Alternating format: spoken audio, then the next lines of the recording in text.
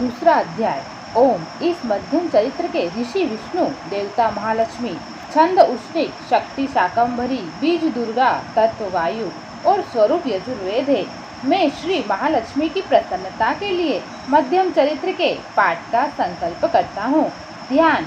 मैं कमल के आसन पर विराजमान, प्रसन्न मुख वाली, महिषासुर का मर्दन करने वाली तथा अपने हाथों में अक्षमाला, फरसा, गदा, बाण, वज्र, पद्म, धनुष, कुंडिका, चिमटी, दंड, शक्ति, बरछी, खड़ग, ढाल, शंख, घंटा, मधुपात्र, शूल, पाश और चक्र धारण करने वाली भगवती महालक्ष्मी का ध्यान वंदन करता हूँ।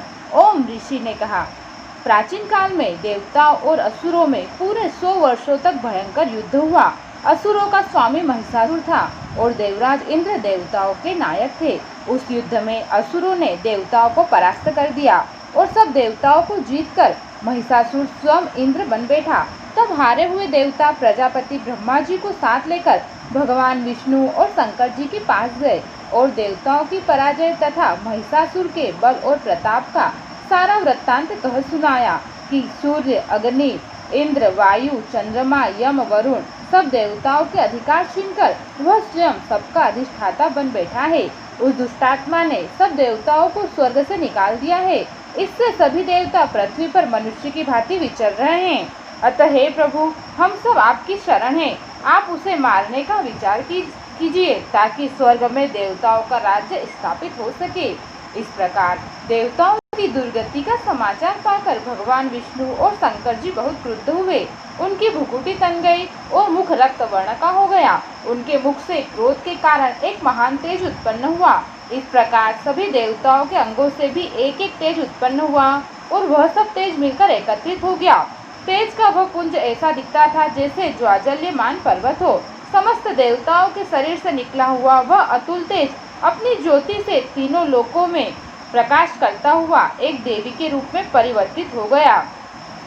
भगवान शंकर के तेज से उस स्त्री का मुख बना, यमराज के तेज से उसके केस, श्री विष्णु के तेज से भुजाएं बनी, दोनों स्तन चंद्रमा के तेज से, कमर का मध्य भाग इंद्र के तेज से, जंघा तथा पिंडली वरुण के तेज से, पृथ्वी के तेज से दोनों नितंब, ब्रह्मा जी के तेज से दोनों चरण, सूर्य के तेज से पांवों की उंगलियां, वसु के तेज से हाथों की उंगलियां, नासिका कुबेर के तेज से, प्रजापति के तेज से दांत और अग्नि के तेज से तीनों नेत्र उत्पन्न हुए।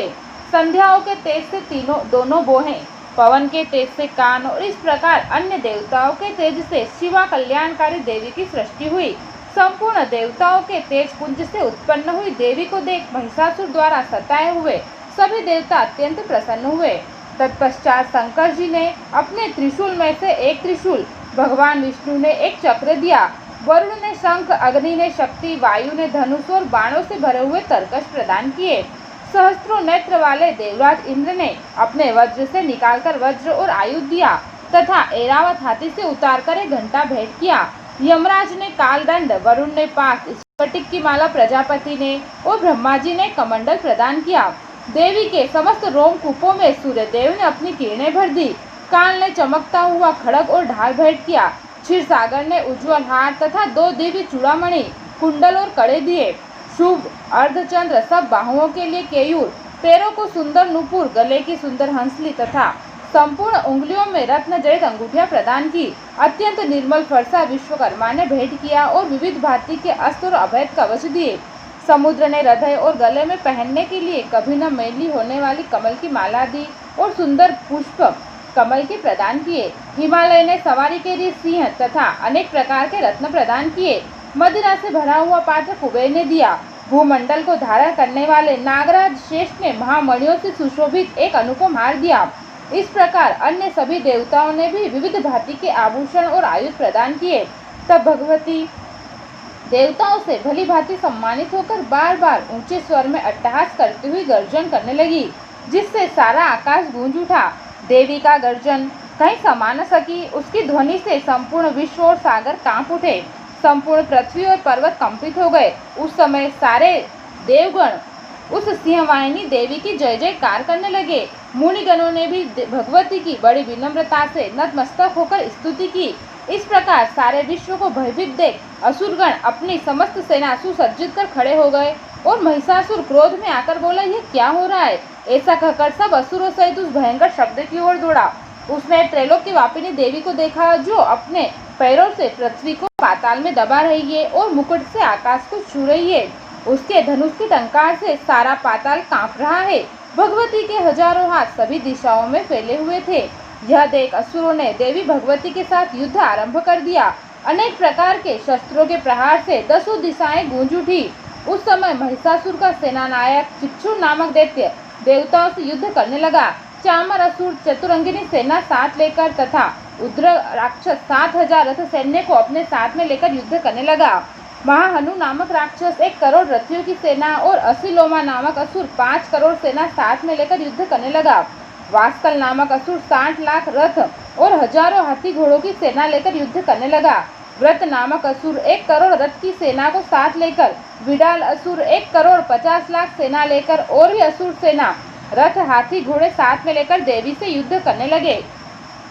महिषासुर भी श्री भगवती के साथ युद्ध करने के लिए करोड़ करोड़ हजार रथ हाथी और घोड़ों की एक सेना साथ में लेकर युद्ध भूमि में आ डटा।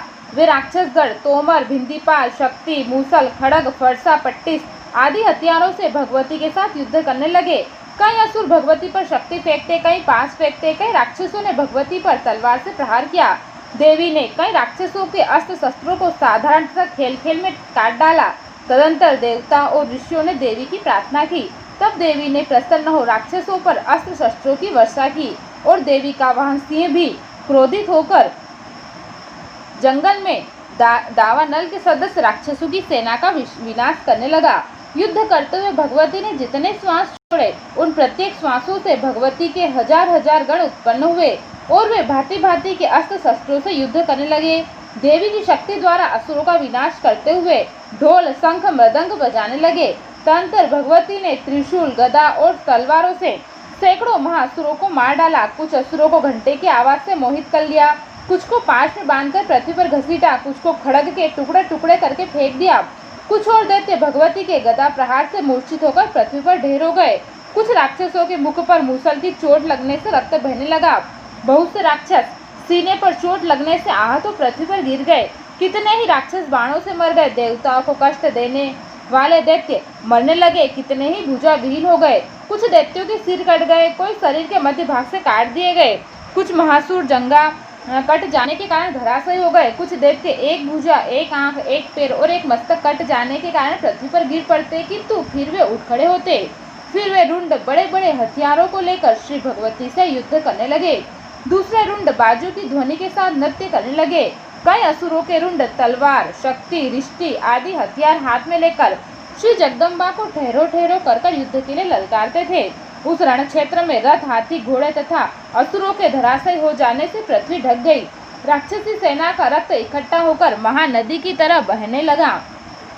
माँ भगवती ने उन असुरों की सेना का इस प्रकार संहार कर डाला, मानो तृण को अग्नि ने जला डाला हो। देवी का सिंह भयंकर शब्द करता हुआ अपनी गर्दन के बालों को हिलाता था और देखते ही देखते शत्रुओं के प्राण हर लेता था। देवी के गणों ने उन महादैत्यों के साथ ऐसा युद्ध किया कि देवतागण प्रसन्न होकर आकाश से फूलों की वर्षा करने लगे। श्री मार्कंडेय पुराण के देवी महात्म्य में महिषासुर की सेना का वध नामक दूसरा अध्याय संपूर्ण हुआ।